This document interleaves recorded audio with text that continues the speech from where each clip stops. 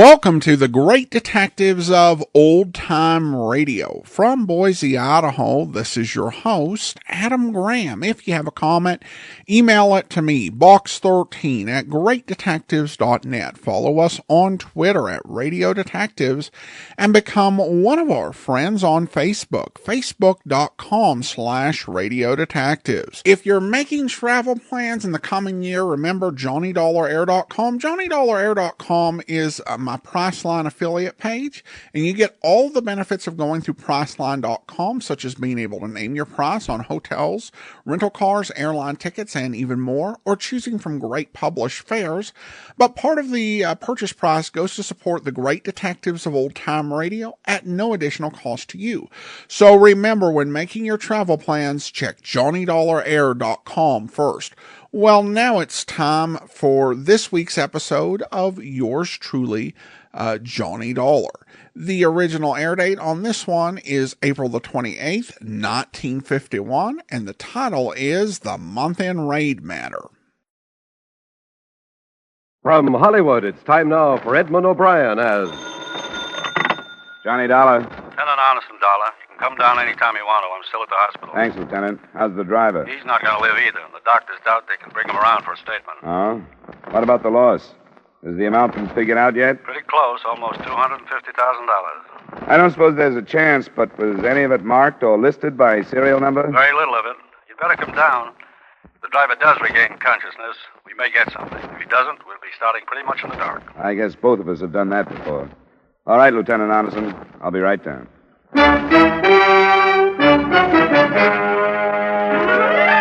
Edmund O'Brien in another adventure of the man with the action-packed expense account, America's fabulous freelance insurance investigator. Yours truly, Johnny Dollar.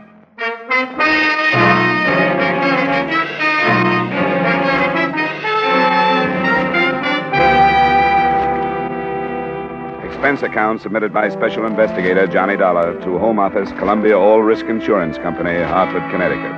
The following is an accounting of expenditures during my investigation of the month-end raid matter. Expense account item 1, $108.25, airfare and incidentals between Hartford and Kansas City, Missouri, where I arrived some 7 hours after the company had advised me of the loss sustained by armed robbery by the Andover chain of department stores. The first details I received were sketchy. At the finish of a 4-day month-end sale, the armored truck that had picked up the receipts from 3 branch stores had been robbed. 1 guard had been killed at the scene. The driver, Carl Biller, was dying at 11:30 that night when I met Lieutenant Arneson in the hospital corridor. Dr. Surrey, report. I'm afraid I talked you into a wasted trip down here. Just saw the doc again. They're giving Biller less than an hour to live now. His wife just went into the room. He never came back at all, huh? No, I've been with him most of the time and had a man there when I wasn't. What did you expect him to give you, Lieutenant? I'm not sure. According to witnesses, he and the guard were shot down by one of the men in cold blood. Not because they resisted the killers. Why? To eliminate them, maybe. Why? Because the victims knew the killer, maybe. In spite of the masks they were wearing. That's what I hope you tell me. That's the point. How about these witnesses? They any good? Good as most. The picture seems to have been 2 cars, both sedans. One of them was in the passenger loading zone when the armored truck arrived and parked in front of it. These men knew when and where, then? They sure did. They knew the truck had picked up the receipts at the Andover stores across in Kansas City, Kansas, and Independence, and the 1 car was waiting for them at the store here. The other car double parked when the money came out. The men were shot down, and the truck was empty before anybody turned in an alarm. How about license numbers? Both on the stolen car list. Report. You can work any way you want, Dollar. I won't get in your road. Thanks, Lieutenant. We're both aiming for the same thing, and I'm going to have my hands full. Robbery detail tells me their informers have hinted that a gang has been forming here in town for the last month or 2. I guess they were right. We're pulling in everybody we can. Maybe we can get some talk out of some of them. It'll be a slow process, but that's the way we work. I'll be in my... Oh, yes, Cole. Is he gone? There was nothing they could do. Well, that finishes that. This is Mr. Dollar, Sergeant Cole. All right. Sergeant Cole? Dollar's investigating for the insurance company. Yeah, but they're hurting, huh? I've seen them in better moods. Were you planning on talking to the widow tonight, Lieutenant? Follow up the possibility that he knew the killers? What kind of condition is she in, Cole? Hard to tell. She seemed to be standing up all right. I'd just as soon leave it to you tonight, Dollar. Cole and I want to get back to headquarters and see what we've pulled in. Sure, Lieutenant. Anything you say.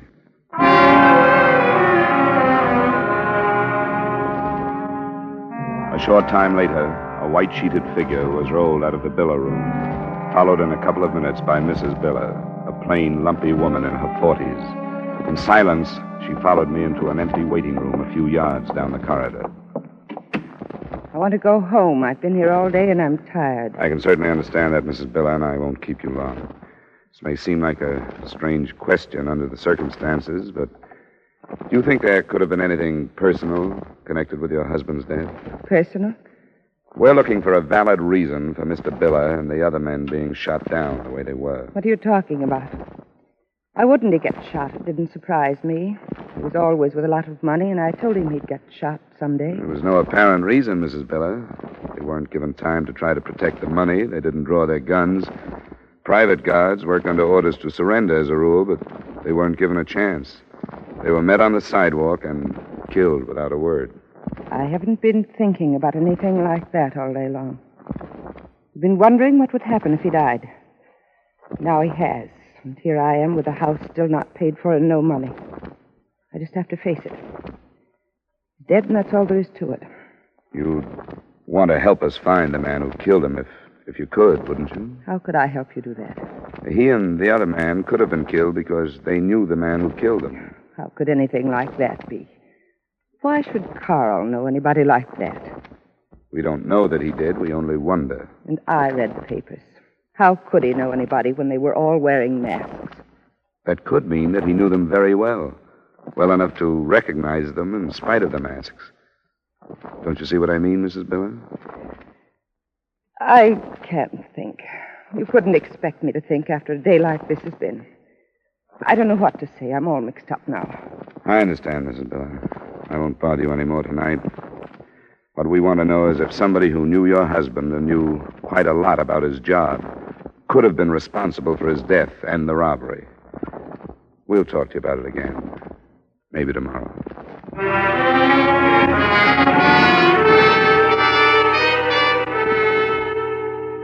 Lieutenant Arneson thought enough of the interview and the widow's reaction to assign a couple of men to keep her covered. The police spent most of that night pulling in known and suspected criminals and grilling them without any definite success. The next morning, I was in the lieutenant's office while he was waiting for one of his informers to be brought in. Nothing on the missing cars yet, Dollar, but I'm dead certain they haven't got out of town. We had it sewed up in a hurry. I put another man on the Biller angle, too, looking into his habits and friends, but staying away from his wife. We'll save her for you. Thanks a lot. I thought you'd like her. Here's the count, Lieutenant. Yeah, come on in, Emil. This is Emil Ordov, sometimes called the Count. Sit down, Emil. Emil and I have known one another for a long time, haven't we, Emil? I owe the lieutenant a deep debt of gratitude. We get along. Emil, this man's working for the insurance company that covered the missing money. You can trust him. If you say so, what else? What's going on in town, Emil? What does the crowd say about this heist? They don't say very little. They don't like this. These are foreigners who do this. From where? Chicago. The crowd don't like this. Doesn't look like a foreign job to me. They knew just where that armored truck would be and were waiting for it. How would outsiders get information like that? Who are these foreigners and where are they? Where they are, I don't know. Who? I hear only some names that are nothing. One is Pinky. One other is Ross. First name or last? Only Ross. Other is Shorty. Other is the Mick. Who their other names are, nobody knows. He's not much, Lieutenant, but I am only a man. Anything more, Johnny? Yeah. Do you know if they're still here in Kansas City? How do I know that? So I, from the crowd, am the only one who knows where they are? Then I am shot too?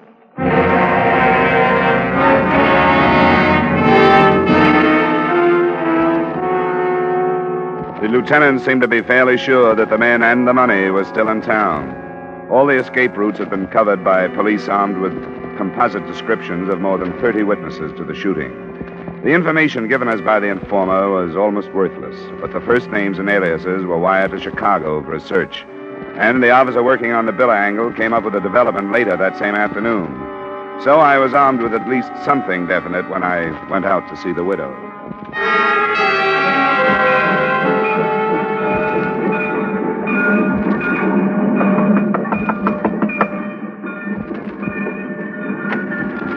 Hello, Mrs. Bella. Hello. Hope you're feeling better today. Some ways I do, some ways I don't. You can come in. Thank you. Mrs. Bella, I learned some things this afternoon that I hope you've been thinking about. What? Your husband and this woman named Betty Clare. I was going to tell you. What do you know about it? She's married to a man who just got out of prison. I was going to tell you. I knew she'd get him into trouble sooner or later. I did all I could to get him away from her. Even wrote a letter to the bonding company that she was nobody to be hanging around somebody with Carl's word. He saw her after her husband was paroled? Oh, not so much, I guess.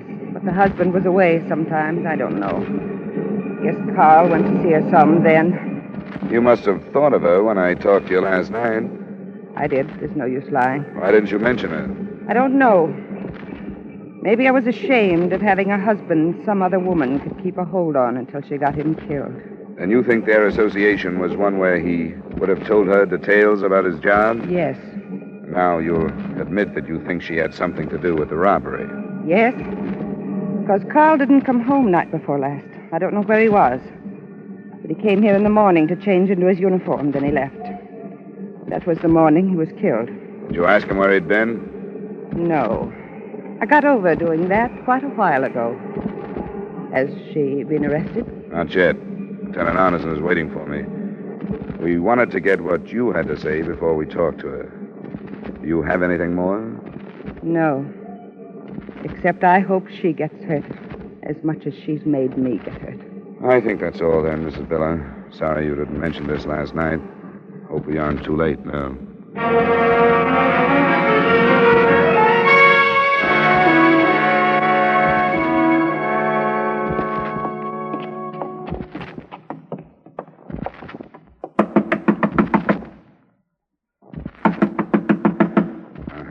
There's nobody here. You in there! Open up! Spring lock. Huh? You've got the key. Let's get over to the side. You never know.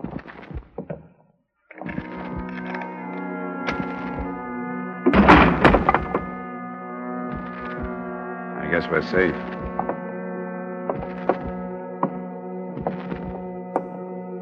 Betty Clare. She's been choked to death.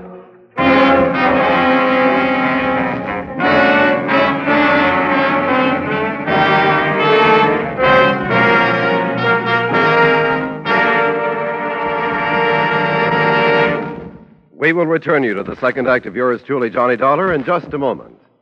There's lots of good folding money and an hour of merriment and music on hand again tonight when CBS presents Sing It Again. The Phantom Voice brings an extra tingle of excitement and pays off handsomely when Jan Murray uses that coast-to-coast phone. Here's Sing It Again on CBS tonight. Now, with our star, Edmund O'Brien, we return you to the second act of yours truly, Johnny Dollar.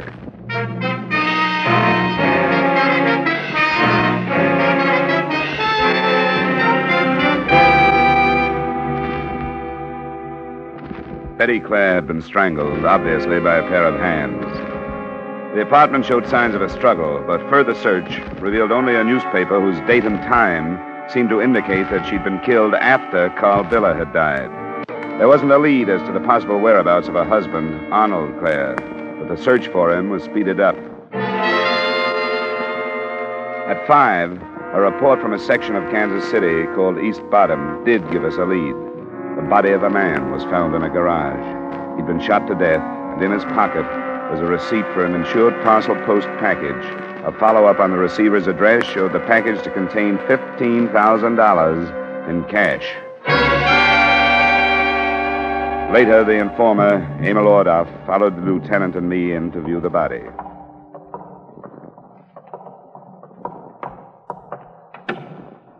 Okay, Charlie.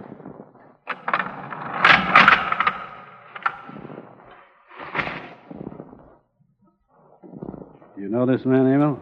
How could I be sure? He's one of the crowd. I know who he is. Do you? His name is Norwood? You know it is. Yes, I know. They'll know it. The record of narcotics possession, suspicion of burglary, 60 days last year in vagrancy, and carrying a concealed weapon. Yes, Earl Norwood. The lieutenant tells me he's not from Chicago, Emil, that he's a local boy. Yes. You still say the Andover job was pulled by Chicago men? This is what I think, what the talk is. I also told Dollar that I never could really trust you, Emil. There was always a chance somebody might buy you into bringing me false information. Oh, no. Couldn't somebody who just made a $200,000 haul buy you into it, Emil? Oh, no. Money's not going to do you any good if I find out you aren't leveling with me. I got about 4 charges I can bring against you. They send you up for quite a while. I owe you deep gratitude. I tried to find out more, so you let me go now. I'll give you the rest of the evening up to 10:30, Emil. One thing you don't have to find out. Norwood here sent $15,000 out of the city by mail. There's only one reason he'd do that. He was mixed up with the Andover job. Now get going. I'll pick you up later.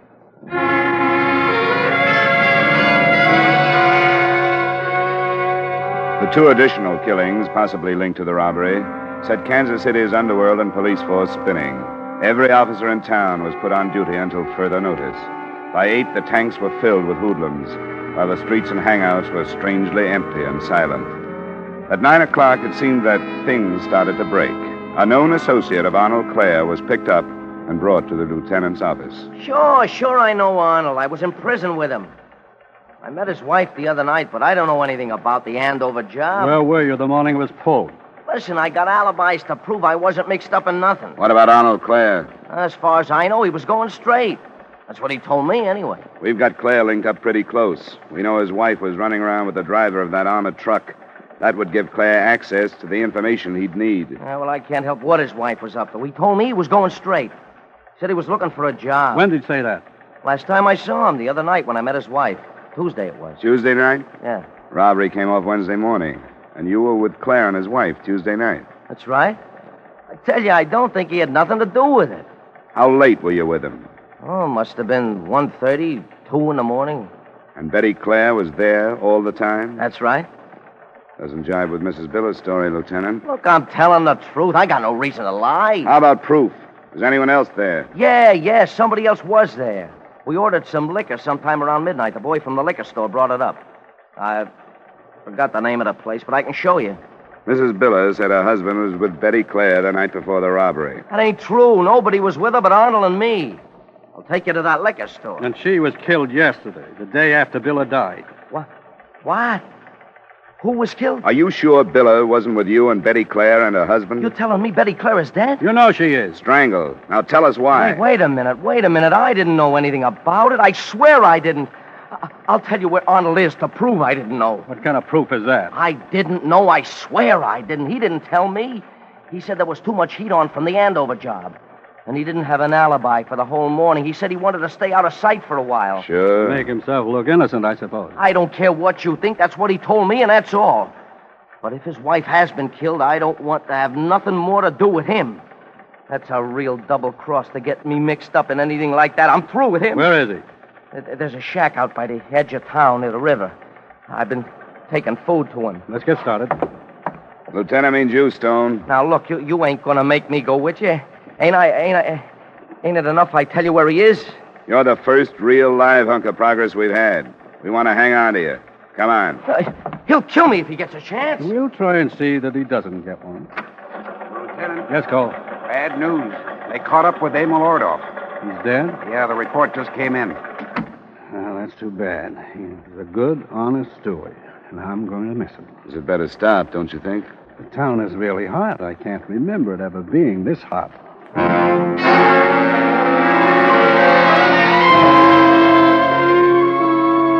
We checked Stone's story at the liquor store. The delivery boy finally remembered and agreed that only Stone had been with the Clares in the apartment the night before the robbery.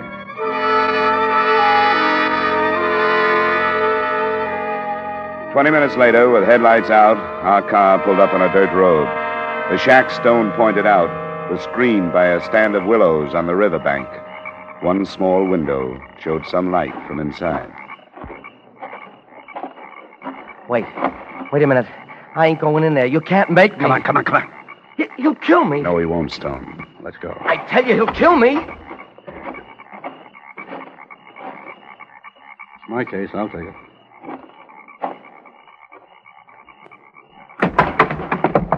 Stay where you are, Claire. Who you? Stone. Stay in the chair. Lieutenant Arneson, homicide.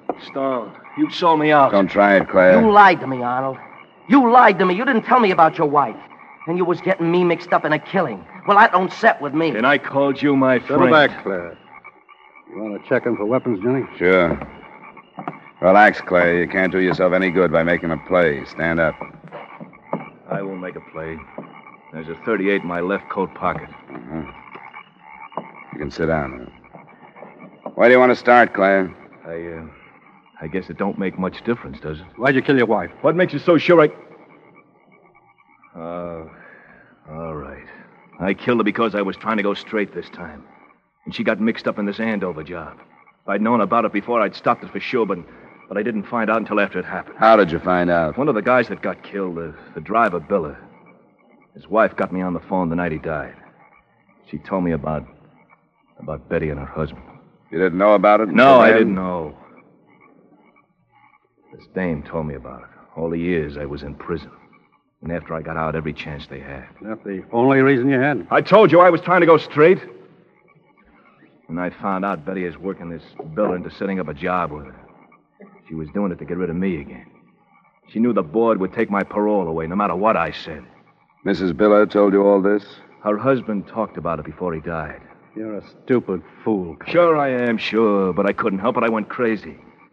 Betty wasn't at home when I found out. I guess I drank a lot and thought about it. And when she came home, I just grabbed her. I couldn't help it. I knew I was killing her. I couldn't stop. You know something? I don't care. That's the spirit. What about the Andover job? How much do you know about that?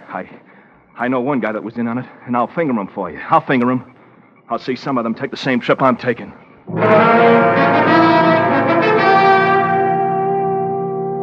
From the break Stone gave us, the case snowballed. The man Claire took us to led us to another, and he to another. It went that way until 4:30, when all that remained were the men from Chicago we'd heard of earlier. They were holed up in a house together, and one of them, Ross Degnan, had been the killer during the job. He'd killed for no reason, except that he'd been under the influence of narcotics. Dawn was just beginning to break when the stakeout was drawn around the house. Gotta move faster than I wanted to. One of the men who got here before we did says he heard a phone ringing in the house. They've been tipped, then. Probably. Sergeant Cole? Ready to go, Lieutenant? I think so. You cover me with a Thompson from the driveway, near the porch there. Yeah. You aren't forgetting those sawed-off shotguns, are you? Not going to get within range. Not me.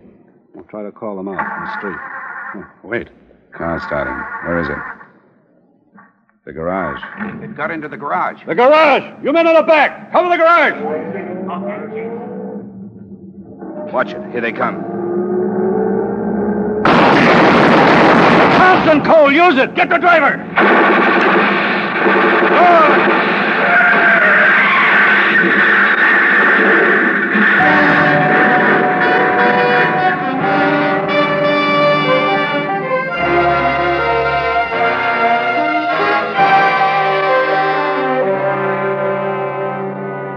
It had been a long night, but we saw the end of the trouble there on the street. What the Chicago men had with them and stolen money brought the recovery up to within $2,000 of the original amount. Expense account item 2, $180, miscellaneous item 3, same as item 1, transportation back to Hartford. Expense account total, $396.50. Remarks? I talked to Mrs. Biller before I left, hoping to get some kind of revenge against the woman who'd stolen her husband. She told Arnold Clare that Betty had set up the robbery. But she got her revenge. Murder. And the company owes her a deep debt of gratitude, because when that broke, the whole thing broke. Yours truly, Johnny Dollar.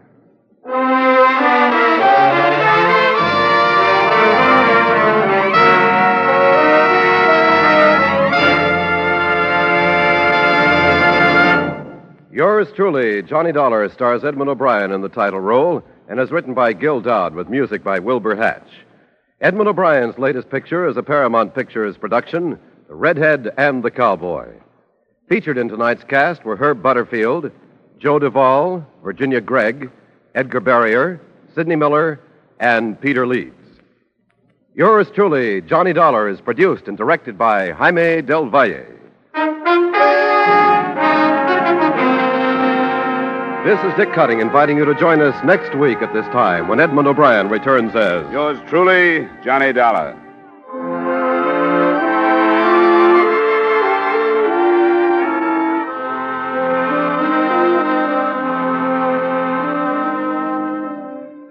Do you know that there's one fire in an American home every 20 seconds?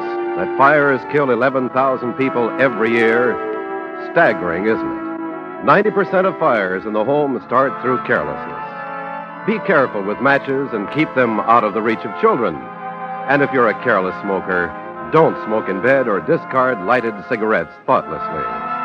Don't gamble with fire. The odds are against you. Stay tuned now for 5 minutes of the latest news.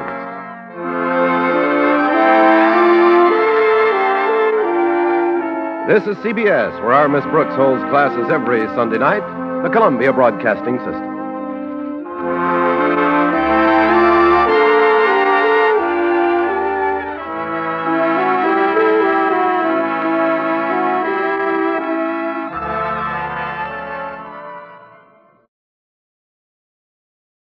Welcome back. Well, we would see a lot more of these sort of episodes where, rather than going off on his own, Johnny spends most of the episode working extremely closely with law enforcement. And we get a lot of these during the later Edmund O'Brien run. And definitely it becomes a huge feature during the John Lunn era.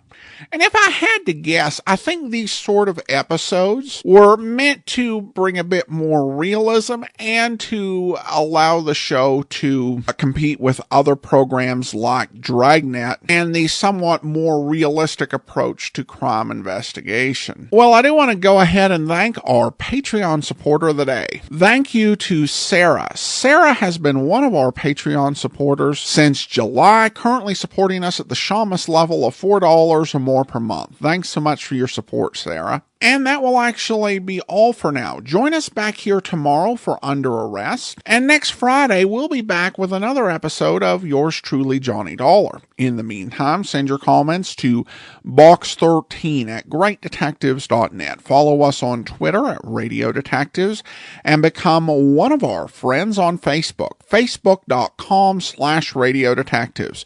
From Boise, Idaho, this is your host, Adam Graham, signing off.